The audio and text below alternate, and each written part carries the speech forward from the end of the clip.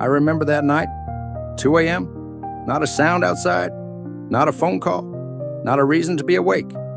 And yet, I was. Lying there, eyes wide open in the dark, hand resting on my chest, I could hear my own heartbeat. Not fast, not slow, just waiting, like me.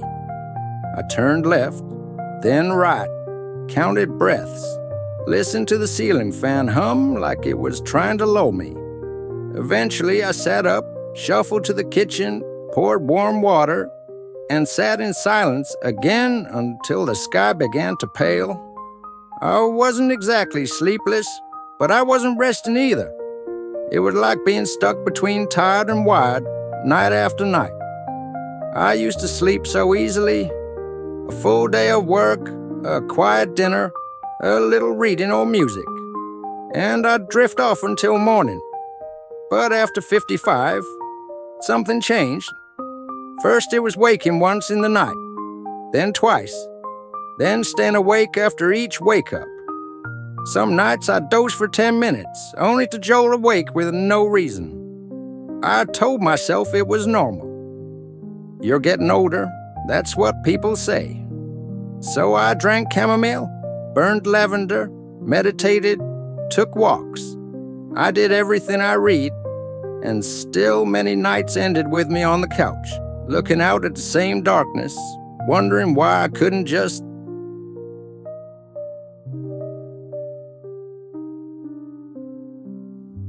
let go. There came a point I gave in. Just half a sleeping pill. The first time I took it, I slept for 6 hours straight. I thought I'd found the answer. But the second night, the effect faded. And the third, my body felt dull, like I had slept in fog. Worse, I began to feel nervous without the pill beside me. What if I didn't have it? What if it didn't work? I wasn't sleeping naturally. I was escaping. That scared me more than the insomnia itself. So I stopped. And then came the worst part. My mind rebelled. It had grown used to being knocked out. Now it didn't know how to slow down on its own. That's when I knew this wasn't about sleep anymore. It was about how I related to rest itself. One morning, after yet another shallow night, I sat down with my coffee and asked myself, what if I stopped trying to sleep? That single question changed everything. Because the more I chased sleep, the more it ran. The more I demanded it, the more it slipped away. So instead of asking, how can I sleep tonight? I asked, what makes me feel safe, quiet and soft inside? And slowly, gently, I began changing small things. I stopped looking at the clock during the night. I stopped checking my phone after dinner. I stopped drinking anything with caffeine after 2 p.m. I stopped thinking I needed 8 hours to be okay. Most importantly, I stopped blaming myself for not sleeping. Because blame is a weight, and sleep doesn't like weight. It likes lightness. I made a bedtime routine that was more about signals than schedules.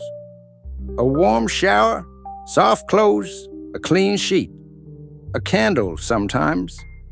I listened to gentle voices, podcasts with people talking slowly about trees or stars or history. I dimmed the lights 2 hours before bed. I didn't lie in bed waiting. If I couldn't sleep, I'd go sit quietly, read poetry, or breathe. Not scroll, not panic, just wait. And something magical happened. Some nights, I slept 4 hours, some 6, some 2 and a nap later. But I didn't fear the numbers anymore, because I was no longer fighting my nights, I was tending to them. I noticed patterns. When I walked in the morning sun, I slept better. When I kept my room cool, my dreams were clearer. When I wrote down my worries before bed, they didn't follow me into sleep. I learned that the body wants rhythm, not rigidity, and it speaks through sensations, not sentences.